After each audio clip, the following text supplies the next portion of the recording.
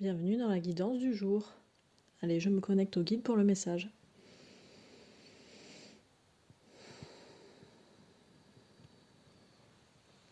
Alors, je reçois que les choses vont bouger, les choses changent continuellement et ça va changer là dans un futur proche. Alors, toujours pareil, il n'y a pas de date parce qu'en réalité, dans la vie, le temps n'existe pas vraiment. C'est complètement relatif. Donc, les choses vont bouger, ça va bousculer les habitudes, ça va bousculer les chemins de pensée, les ondes de fonctionnement, j'entends, très bien. Qu'est-ce que ça veut dire ça ? Qu'en gros, tout va être remanié de manière à la fois progressive et brutale. En fait, ça dépendra des gens. Ça dépendra, parce que je demande de quoi ça va dépendre, et ce sera apparemment en fonction des individus, de leur évolution, chemin d'évolution, de la place qu'ils occupent actuellement en eux et sur Terre, de la vibration qu'ils émettent et du degré, de la quantité de changement qui est nécessaire à leur vie pour qu'ils continuent à avancer sur leur chemin. Donc si je peux le dire autrement, les habitudes vont être bousculées, il y a des personnes qui vont se sentir vraiment secouées par ça et d'autres pour qui ça va être progressif et agréable. Il n'y a pas beaucoup plus d'infos là-dessus. Bon, ok. En fait, tout ce changement qui arrive là, de ce que je ressens, c'est vraiment très proche. Je sais pas, j'ai le mois d'avril qui clignote. Alors le mois d'avril, c'est là, c'est après-demain. On verra ce qui se passe. En tout cas, c'est dans un futur proche et c'est pas évident à transcrire parce que ce qui arrive là, ce qui s'en vient, ce bouleversement, c'est quelque chose qu'on n'a jamais connu encore sur Terre. Donc on ne sait pas comment le décrire puisqu'on ne l'a pas encore vécu. Voilà, ce qui semble logique là pour le coup. Et ce qu'il est important de recevoir aujourd'hui, c'est de ressentir comment on accueille cette annonce d'habitudes qui vont être chamboulées, bousculées, déformées, remaniées, bougées. Voilà, la vie est mouvement et comment on reçoit cette information d'habitudes qui vont être bousculées, comment on se sent quand on entend ça.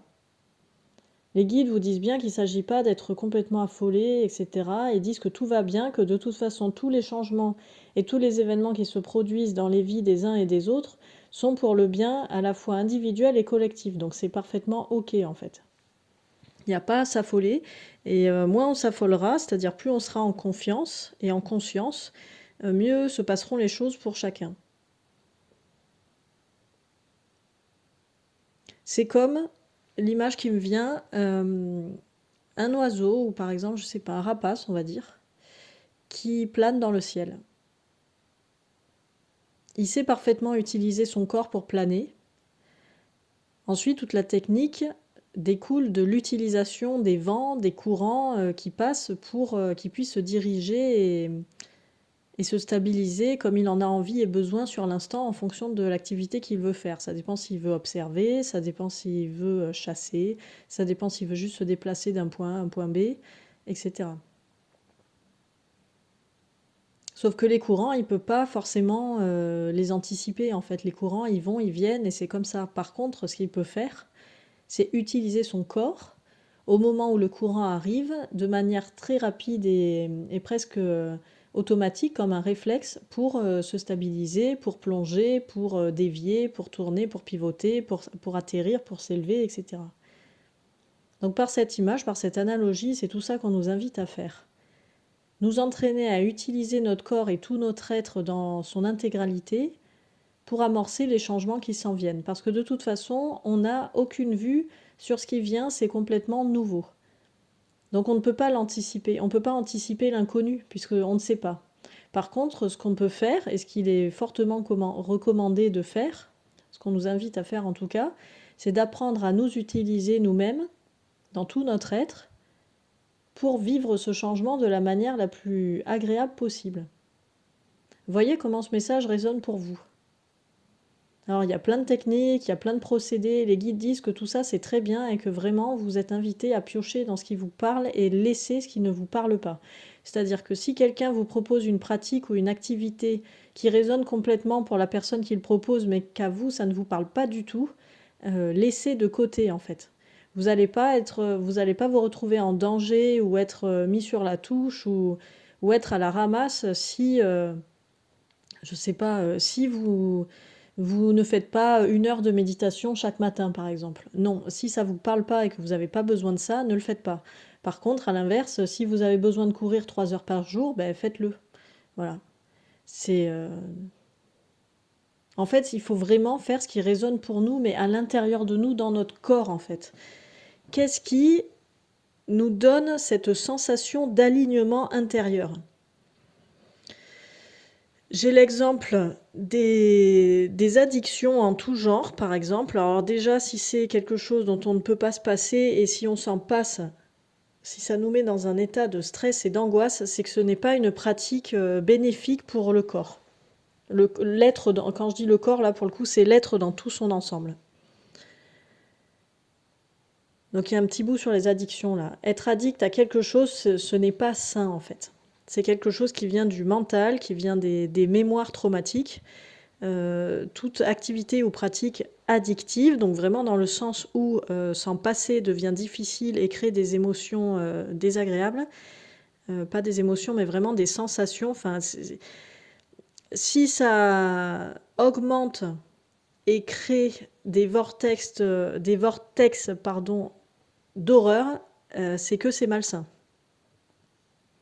En revanche, une pratique saine peut devenir une habitude. Les habitudes sont différentes des addictions.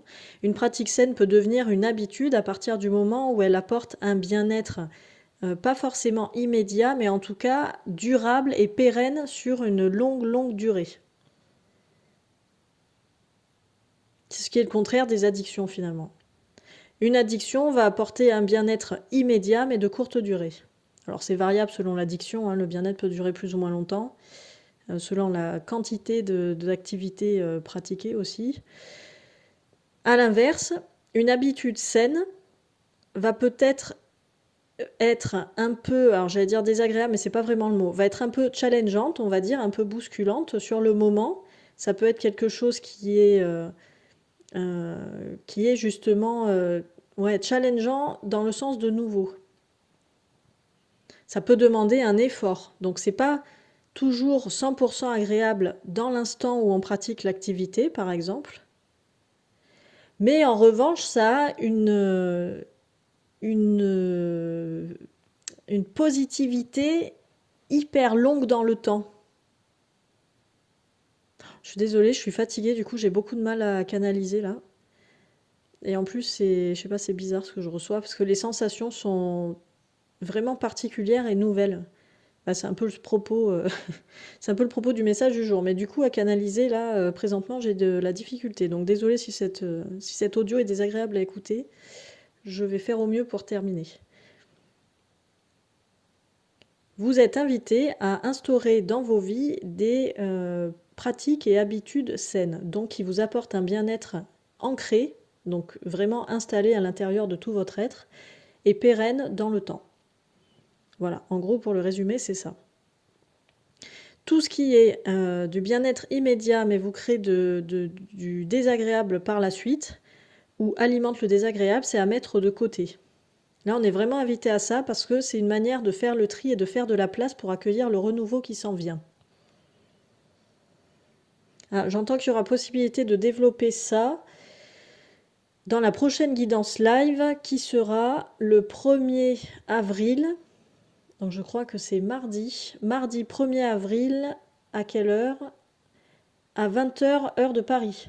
Ok, donc mardi 1er avril, 20h, heure de Paris, prochaine guidance live. Je ferai une vidéo indépendante pour annoncer ça. D'accord.